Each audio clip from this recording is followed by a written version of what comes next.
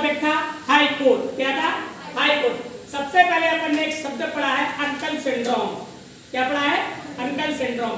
क्या होता है? जब न्यायपालिका में ऐसे अधिवक्ताओं का चयन किया जाता है जो पैनल के जो जज बैठे हैं उनके रिश्तेदार हों या कोई परिचित के हों, तो आम बोलचाल की भाषा में इसको अपन अंकल सिंड्रोम कहते हैं। वर्तमान में कॉलिजन प्रणाली और इसमें राजनीति में टकराव हो रहा है, इसीलिए जो अपनी गवर्नमेंट ऑफ इंडिया है इसने 2014 में राष्ट्रीय न्यायालयिक नीति आयोग लाए थे, जिसको सुप्रीम कोर्ट ने असंवैधानिक घोषित करार दिया। ठीक है। अब इसके बाद अपन ने पढ़ा है 7वां संशोधन अधिनियम 1956 के तहत एक हाई कोर्ट जो होता है वो 2 या 2 से अधिक राज्य या संघ शासित राज्यों का हो सकता है। जैसे अपन ने पढ़ा है गुवाहाटी उच्च न्यायालय में असम, नागालैंड, मिजोरम और अरुणाचल आते हैं। ठीक है। उसके बाद कलकत्ता उच्च न्यायालय में अपन ने बंगाल तो है, अंडमान निकोबार आता है। ठीक है। इसके बाद अपन ने पढ़ा है जम्मू कश्मीर और लद्दाख का एक है। ठीक है। अपन ने पढ़ा है केरल में ये आता है, लक्षद्वीप आता है आपका।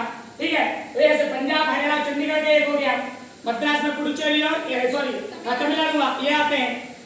ये हो गया 1956 7वां संशोधन अधिनियम। इसके बाद अपन ने पढ़ा है चलिए कि हाई कोर्ट में जो न्यायाधीशों की संख्या है वो निश्चित नहीं है। जैसे सुप्रीम कोर्ट में अपन पढ़ते हैं वर्तमान में 33+1। हाई कोर्ट में ये राष्ट्रपति के विचार पर छोड़ दिया गया है। ठीक है। चलिए इसके बाद अपन ने पढ़ा इनको शपथ कौन दिलाता है? गवर्नर। कौन दिलाता है? गवर्नर या उसके द्वारा नियुक्त कोई व्यक्ति दिलाता है। अब इसके बाद इनको हटाना है तो संसद में विशेष बहुमत उपस्थित और मतदान वालों का होना चाहिए। उसके लिए कंडीशन है लोकसभा के 100 और राज्यसभा के 50 व्यक्तियों का साइन होना चाहिए।